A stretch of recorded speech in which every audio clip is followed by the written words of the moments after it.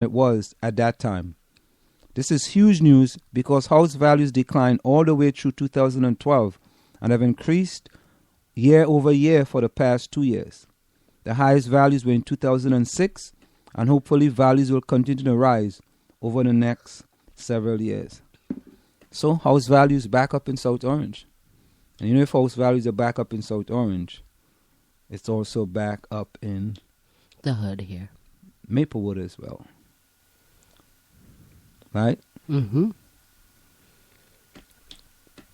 How long have you been in this house? Maybe 15 years. Uh-huh. Yeah. Do you feel attached to it? Nah, I don't feel attached to things like that. It's material stuff. Don't get attached to material stuff. Why would you get attached to a house? I mean, that's a good question. Maybe because there are memories there. You know, the things that you grow up with, you still see in your head when you're old. You dream about them. The streets and the roads and the people and different things you saw as a child stay in your head forever. So... yeah, I that's the attachment. It's more sentimental than anything. I guess a lot of people get. I guess women. When you dream. Are you a dreaming person? Do you dream at night? No. Okay. Because when you dream, you see things, you know. And when I dream, I see things in the house that I grew up in. And so those things are. I mean, my mother doesn't live in that house anymore, but you know, it's still deeply implanted. Yeah, I don't want to dream about the house I grew up in. Okay, well, maybe you shouldn't. Maybe that's why you don't dream. I don't want to dream about seeing 5 people in one room and having a double-decker bed. You don't know what a double-decker bed is. It's a bunk bed. Yeah, the bottom, 2 at the bottom and 2 on the top. And 2? No, 2 person at the bottom and 2 person on the top. Was it a queen size? What are you full size? Full size. What's the lower size than a full size? A twin? A twin. It was a twin.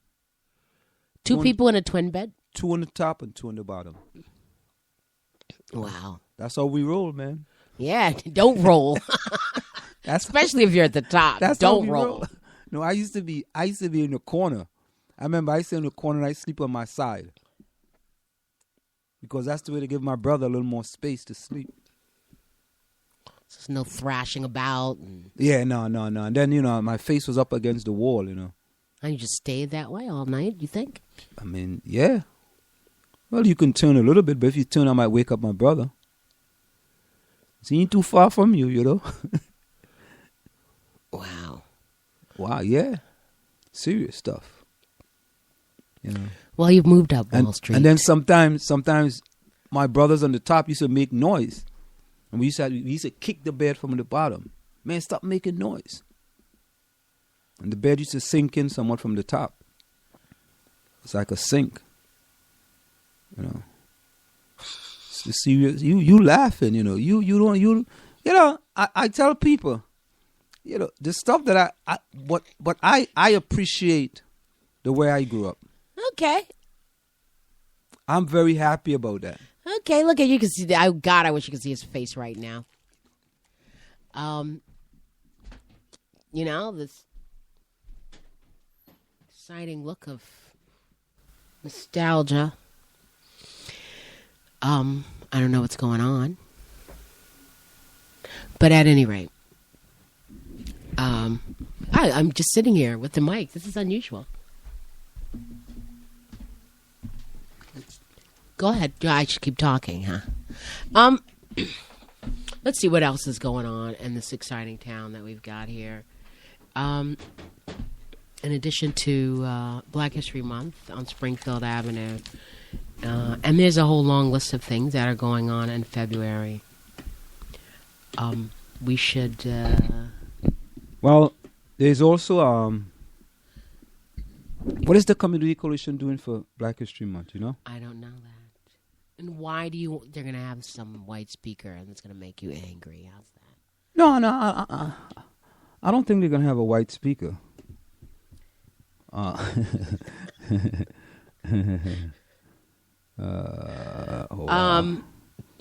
like to know what people would like to see for Black History Month. What is it? What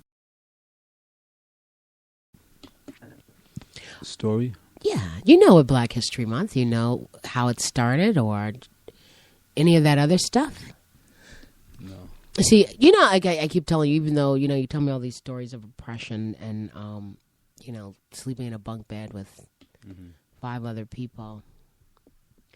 And I tell you that I grew up in an all-black place, so all we had, it was always Black History Month. It was just part of the way we grew up. Well, we and didn't then celebrate. It was Negro History Week when I was young. When did we start celebrating Black History Month? Well, again, like I said, when I was young, it was called Negro History Week. I knew it was started by a guy named Carter G. Woodson, and there was a school, Woodson, that wasn't that very far from our house. So everything was named after someone black. And I can see my classroom with the pictures, you know, that were all up of Mary McLeod Bethune and Elijah McCoy and Frederick Douglass. I mean, these things we were just inundated with this. I think I learned more about history of Black Americans or American Negroes as we were then, more than I knew about anybody else. I didn't really even know any European history. I knew nothing about white people. We were just told about ourselves. Which is quite the opposite of many people. At any rate, he started Negro History Week for black historians to be able to interpret their own story themselves. Back then, there were very few books on history of black people. There was Lerone Bennett, Before the Mayflower, maybe Rogers, but for the most part, you know, we just saw the same things over and over. And so later on, this becomes Negro History Month or Black History Month, extended to the entire month. So even though people complain we only have, you know, 28 days. And so, I mean, you know, whatever the story is. Well, here what they said. And is it extended to black history as far as people in the Caribbean? Is it about Africans? Or is it only a Black American history? Well, based on information here, it says it's celebrated in the United States, Canada, and in the United Kingdom in October. In October? Yeah, in October. That's cool. United States and Canada in February, and the United Kingdom in October. It also says, as you said, the precursor to Black history was created in 1926 in the United States when historian Carter G. Woodson. You know, we know that you're an astute. Student of history, yes. An astute political science. I have a dual major. And the Association for the Study of Negro Life and History announced the second week of February to be Negro History Week. This week was chosen because it coincided with the birthday of Abraham Lincoln on February 12th and Frederick Douglass on February 14th, both of which date black communities and celebrated together since the late 19th century. From the event's initial phase, primary emphasis was placed on encouraging the coordinated teaching of the history of American blacks in the nation's public school. The first Negro Week was met with a lukewarm response, gaining the cooperation of departments of education of the states of North Carolina, Delaware, and West Virginia. West Virginia, ooh, as well as city school administrators of Baltimore and Washington, D.C. Despite this far from universal acceptance, the event was nevertheless regarded by Woodson as one of the most fortunate steps ever taken by the association, and plans for a repeat of the event on an annual basis continued apace. At the time of Negro History Week launch, Woodson contended that the teaching of black history was essential to ensure the physical and intellectual survival of the race within the broader society. And I guess here's a quote: "If a race has no history, that's right, it has no worthwhile tradition.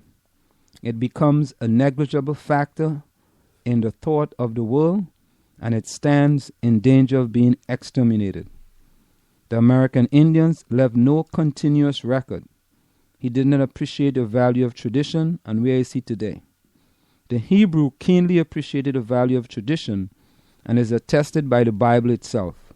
In spite of worldwide persecution, therefore, he's a great factor in our civilization. And I just, clicked on quotes of Carter G. Woodson, and that's the one that I've heard many times. I also, another quote he made is, "I can do great things if only men would help me." But there's a quote by Dr. Claude Anderson. A race that is taught to love the world and hate itself will become its own oppressor. That's right. It's prophetic, man. And that's one. I heard that one before, and I said, that's one I got to memorize. Because it's really true. You see some of your own people, loving the world and hating its own people. Right. Sad, but true. Very sad. I used to say that quote to many, many people, especially black people who are in authority. They love everyone else but their own. Plain talk, bad manners. And where do you think that stems from, Anselm? This dislike of your own, but love of all slavery? Others? From the slave master mentality? Miseducation. Miseducation of the Negro? Book by Carter G. Woodson. But you know what? That's what we should spend Black History Month on. Miseducation of the Negro? Yeah, we'll deal with Carter G. Woodson, the father of Black History Month. Yeah, I think that's that. I think you're right. There you go. Hey, give me a pound on that. There you're right. There we go. There you go. Look at that. You see? All right, so now you got to figure out a forum. No. We'll figure it out. Yeah, because, and then I just found this quote that I love, and I didn't know it was from him. And I couldn't, now I see it. When you control a man's thinking, you don't have to worry about his actions. He will find his proper place and will stay in it. You don't need to send him to the back door. He will go without being told. In fact, if there is no back door, he will protest until one is made for his use. His education demands it. Now, it's funny how we just kind of segue into this discussion. Yes, which we should not be, because I want to go to that article that I posted, which is still about color and stuff. Yeah, but as we segue into this discussion, I think we need to play this audio by Muhammad Ali. All right, you're dying to play this audio, and I'm dying to read this article, and I want to talk about this article. Yeah, I think it's relevant to the discussion. By the way, there was some criticism of Black History Month. Black History Month sparks an annual debate about the continued usefulness and fairness of a designated month dedicated to the history of one race. Many people hold concerns about Black History Month being dedicated to a single month and the hero worship of some historical figures often recognized. Morgan Freeman, a critic of Black History Month, said, "I don't want a Black History Month. Black history is American history." Freeman also argued that there was no White History Month. We talked about that, because white people do not want their history relegated to just one month. I think he's misguided there. There has also been Miss Daisy. Huh? That's Mr. Driving Miss Daisy. Go ahead. It's a movie. It's a movie. There also have been questions raised about historical accuracy. In the UK in October 2014, Black History Month distributed fact sheets which included a statement from American Organization Research that there was a Black American president, actually the president of the Constitutional Congress, in 1781 and 81-82. John Hanson is depicted on the back of the American $2 bill. However, this has been shown by many to be false, including Michael Imhotep of the African History Network. So there you have it. A little bit of facts about. And in the United Kingdom, Black History Month was first celebrated in the United Kingdom in 1987. This establishment of Black History Month is generally attributed to the work of Ghanaian analyst Akiba Adesibo, as well as the Greater London Council. In 1995, in Canada, after a motion by politician Jean Augustine, Canada House of Commons officially recognized February as Black History Month and honored Black Canadians. In 2008, Senator Donald Oliver moved to have the Senate officially recognize Black History Month, which was unanimously